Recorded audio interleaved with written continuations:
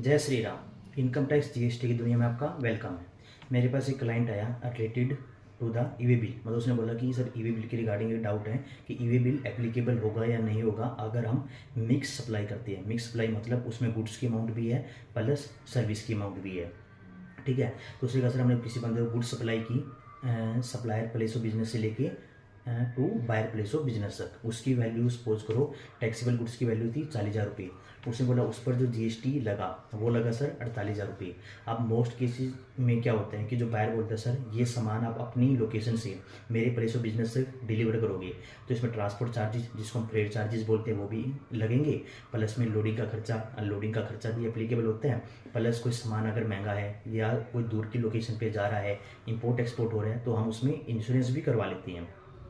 तो ये जो रेट लगा लोडिंग अनलोडिंग का खर्चा लगा, ठीक है, जिसको हम ट्रांसपोर्ट चार्जेस बोलते हैं, प्लस इंश्योरेंस, तो दो टपे खर्चे हो गए। तो ये हमारी क्या होती है सर्विस होती है।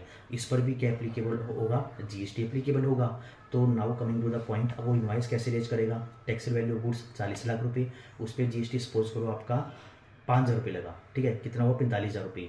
रेट चार्जेस सपोज करो वो भी 5,000 रुपये है और इंश्योरेंस आपका 5,000 रुपये, तो टोटल हो गया 10,000 रुपये। 10,000 रुपये 18% के हिसाब से 1,800 रुपये जीएसटी लगा।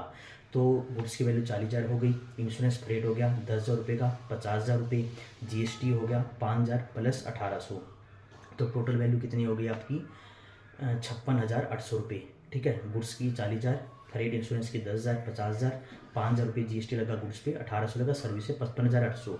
तो अपने को देखने क्या होती है कंसाइनमेंट वैल्यू एक्सीड कर जाती है 50,000 रुपये से, तो आपको ईवी बनाना पड़ेगा और इसमें अपने को जीएसटी कंपोनेंट ऐड करना पड़ता है।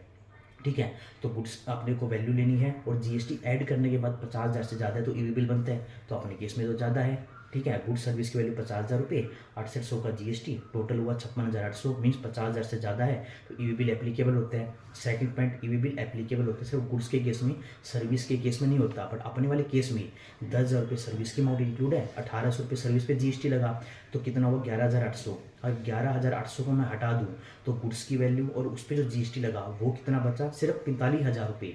तो जो वो है अप टू 50,000 रुपये। अगर सर्विस और सर्विस पे जितना जीएसटी लगा उसको ऐड कर देता हूँ वो 50,000 से ज़्यादा है। तो अब आप बताना कमेंट में कि इस पर ईवी बिल एप्लीकेबल होगा या नहीं होगा। आंसर मैं आपको नहीं दूंगा। तो गुड्स की वैल्यू उस पर जीएसटी लगा 45,000 टोटल हो गया, सर्विस उस पर जीएसटी लगा टोटल 11,800, तो इसमें ईवी बिल लगेगा नहीं लगेगा कमेंट करना। कोई भी डाउट हो तो कमेंट करके पूछ सकते हो। थैंक यू, जय श्री राम।